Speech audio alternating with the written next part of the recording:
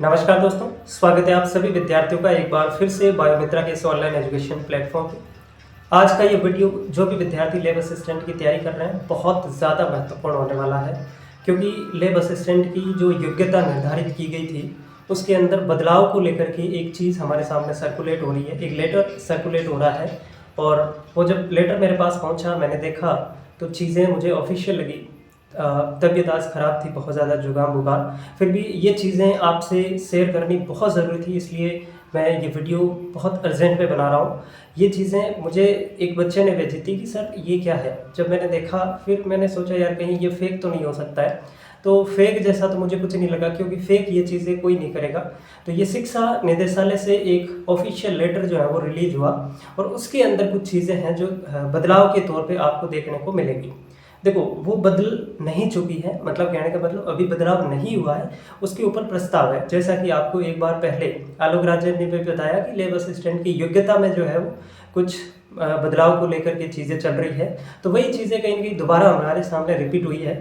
चीज़ क्या है मैं जल्दी से आपको बता देता हूँ, आपको वेट नहीं हो रहा मुझे पता है। सबसे पहले जो लैब असिस्टेंट की शैक्षणिक योग्यता में बदलाव, यानी कि जो योग्यता अभी तक 12th पास थी साइंस स्ट्रीम से या ज्योग्राफी से या होम साइंस से, उसके अंदर अब एक बदलाव का जो है वो प्रस्ताव भेजा गया है।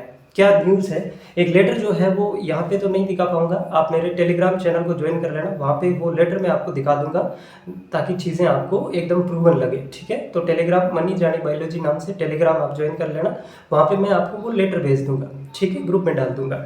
वहाँ पे एक लेटर जो है उसके अंदर लिखा गया है कि शिक्षा निदेशालय बीकानेर की एक 27 अक्टूबर को बैठक होने जा रही है, एक कमेटी बैठेगी और उस कमेटी के अंदर कुछ जो है वो विचार किए जाएंगे। 27 अक्टूबर की बैठक में एक तीसरे नंबर पर जो पॉइंट दिया गया है उसके अंदर लिखा गया है कि प्रयोगशाला सहायक पद हेतु निर्धारित योग्यता में कंप्यूटर संबंधी योग्यता शामिल करने हेतु संबंधित विभाग द्वारा भेजे गए प्रस्ताव पर विचार। ये चीज़ उसके अंदर लिखी हुई है। अब इसका मतलब क्या है मैं आपको समझाता हूँ।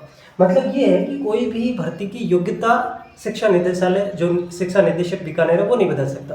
तो सर इसका क्या काम है? इसका काम होता है उसको लागू करना। तो सर बदलता कौन है? बदलता है संबंधित विभाग। जिस भी विभाग की वो भर्ती है वो उसका काम होता है योग्यता के अंदर बदलाव करने का।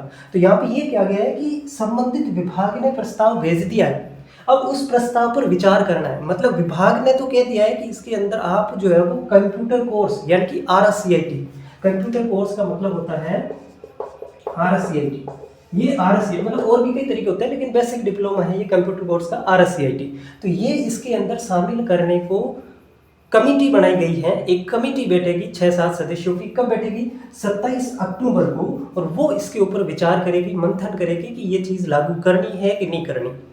चीज़ें कहाँ तक पहुँची? विभाग ने अपना प्रस्ताव दे दिया कि ये करना है, अब लागू करने का काम शिक्षा निदेशालय का है। तो उसके अंदर वो शिक्षा निदेशालय देखेगा, एक कमेटी बैठेगी और वो इसके ऊपर विचार करेगी, मंथन करेगी कि RSCIT जो है वो इसके अंदर लागू करना है या फिर नहीं करना है। अब क्या चीज़ें होगी 27 अक्टूबर को ही पता चलेगा, पहले से कुछ भी अनुमान लगाना बिल्कुल गलत हो जाएगा। तो 27 अक्टूबर का वेट करें, अगर कुछ चीज़ें हमारे पास पहुंच पाती है। हालांकि देखो, दो चीज़ें हैं, या तो अगर ये बदलाव करेंगे नहीं, और करेंगे तो इनको पर्याप्त समय देना पड़ेगा, क्योंकि विद्यार्थियों को RSCIT के लिए टाइम चाहिए। आपको घबराना नहीं है, जितने भी विद्यार्थी ये सुनकर के घबरा गए हैं, बिल्कुल नहीं घबराना।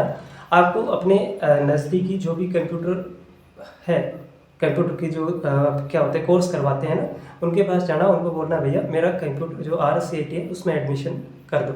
ठीक है ना? तो लगभग 5,000 के आसपास रुपये लगते हैं। आधार कार्ड और 10th की मार्कशीट आपको उसमें ले जानी है, और 3 महीने के अंदर आपका एग्ज़ाम हो जाता है। ठीक है ना?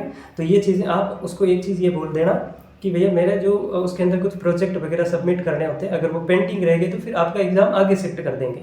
इसलिए उनको बोलना कि मेरे थोड़ी अर्जेंसी है, इसलिए आप मेरे जो भी प्रोजेक्ट वगैरह है उनको जल्दी से सबमिट कर दें, क्योंकि अभी भी हमारे पास लगभग 4 महीने का समय है, और ये एग्ज़ाम 3 महीने में हो जाता है, 15-20 दिन के अंदर रिजल्ट भी आ जाता है। ठीक है?